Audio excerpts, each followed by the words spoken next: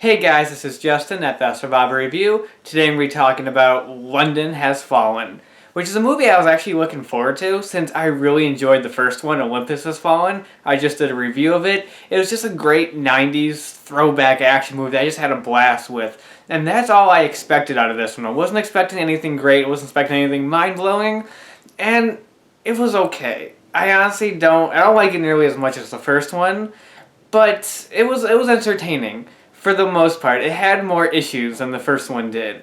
For the plot of the film, the London Prime Minister has died, and all these political leaders are going to London for the funeral, which leads to this big ambush and a ton of political leaders just getting killed, and Secret Service agent Mike Banning has to protect the president from these terrorists who are trying to capture him and execute him on live TV. And that's basically the gist of it. One of the things I like about this movie is the fact that it's not a rehash of the first one. From what it sounds like, you got Olympus Has Fallen, and then London Has Fallen. It's like, what's going to happen in this one?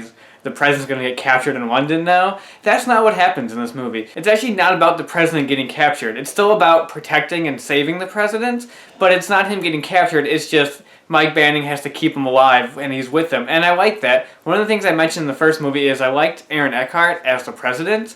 Actually, we didn't get a whole lot to do in the first film. This one, he gets a lot more to do because he's actually involved in the action. He's actually alongside Banning for the whole movie. And I like that. I like that a lot. The cast in this movie is still really good. Gerard Butler as Mike Banning is still awesome and just a ton of fun, just this badass character. And he has a lot more one-liners this time, and most of them are really bad, but it's just funny. It was cheesy but enjoyable, but he has a lot more than the first one. Aaron Eckhart as the president, still really good. I liked his performance. Again, I liked him getting more to do and have more fun in the role, and I enjoy that. Gerard Butler and Aaron Eckhart both have really good chemistry together. A lot of the movie is them playing off each other, and it works really well. Sure, a lot of the dialogue is really cheesy and really bad, but you can still see the chemistry between the actors, and I think that's a really strong point for the film. Morgan Freeman is back. He just sits in a room the whole entire time and really doesn't do much. He's kind of just there. He's been promoted to vice president now, but he's just kind of there. It's kind of funny. Also, an actor who I really like, Jackie Earle Haley, who was Rorschach in Watchmen. He's an awesome actor who doesn't appear in a whole lot, and he was in this movie, and I thought that was really awesome. And again, he just sat in the boardroom with Morgan Freeman the entire time, and was just a background character, basically. And I'm like, I wanted to see him actually do something. But either way, the cast is all solid. My biggest problem with the movie is that even though it's shorter than the first one, it takes longer to get going. One of the things I forgot to mention in my review of the first movie is just how fast it gets started. Like, within the first, 20 minutes, the White House is getting taken over. It just gets started. This one has build-up, and the first half is kind of dull. The build-up is kind of, let's get to it. I know what they're building towards, let's just get to it. And then the first few action sequences, when the actual initial attack happens, it's okay. This movie, it lacks the grit of the first one. The first one was a lot more gritty. That whole attack on the White House scene, even though as implausible as it is, was very engaging because of how gritty and just brutal it was. This one, even though a lot more stuff happens, a lot more gets destroyed, it was less brutal, and so it was less engaging. And one of the things they didn't fix from the first movie is the bad CGI. In fact, this movie has more bad CGI than the first one. They just did not have the budget to show all these monuments blowing up and this whole scene with this bridge collapses. They just did not have the money to do that, and it shows because that CGI was bad. That was bad, but luckily that's more in the first half. As the movie goes on, the CGI gets less and less, and there's not a whole lot. The last half of the movie is kind of just hand-to-hand combat and shootouts, whereas the beginning of the half is kind of the spectacle of the stuff exploding and all the monuments getting destroyed.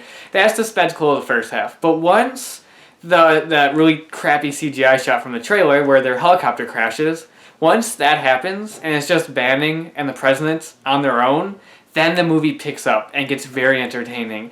And my problem is it just takes a while to get there, and that first half is just okay. There's a decent car chase in that first half that's a little too shaky cam at times, but there's cool little moments that happen in there that I enjoyed that were just kind of different than the usual car chase. But aside from that, it was just kind of run-of-the-mill. But then again, once the president and Banning are isolated and just on their own, that's where the movie picks up. That's where it comes about them trying to survive. You get a lot more fight scenes, a lot of great Mike Banning moments where he's just like being a badass that I really enjoyed, that really harkens back to the style of the first film. And I really like the climax of this movie. There's this great shootout that's meant to look like one take. It's all meant to be one long shot. And it's awesome. It's just really cool. It's just one street, and it's just Banning and these soldiers just trying to get to the other end while taking out all the guys in their way. And it's a really cool sequence. I really like that. And even the stuff in the end when he's actually fighting the bad guy, I thought that was all really good. The only thing is, though, the bad guys in this movie are very underwhelming. Mostly because the big bad guy is in another country the whole movie. So he has no real contact with the main characters. Aside from like a Skype conversation with Morgan Freeman, he doesn't really interact with anybody in the movie, and the way they take him out at the end was just very just last minute, just kind of whatever. But there's a sub-villain kind of throughout the movie who's actually there in London, and then the way he gets taken out is also just mild spoiler, Banning doesn't even kill him. He just gets taken out by something else, and like it was very like, oh, okay. There's an okay fight scene between Banning and the bad guy. But aside from that fight scene and the couple of scenes where that bad guy is torturing the president, there's no real conflict between them. Just Banning fights him, then they get away, then he ends up dying. And it's kind of like, oh. So that was the conclusion with those guys was really just bad. So for the most part, I enjoyed this movie.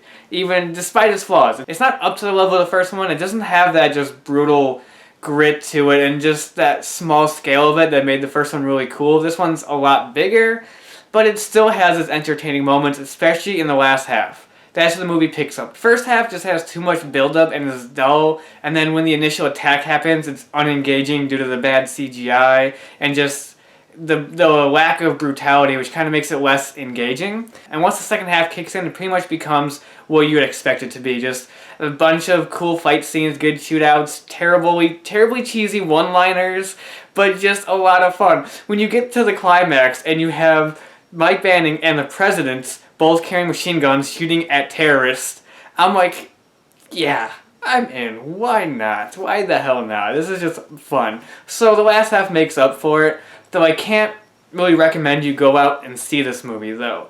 It's not really worth seeing right away. Maybe if it's a matinee, cheap price, or you wait till you rent it. It's one of those movies that if you rent it, you'll have a lot of fun watching it. You don't have to go out and see it right away.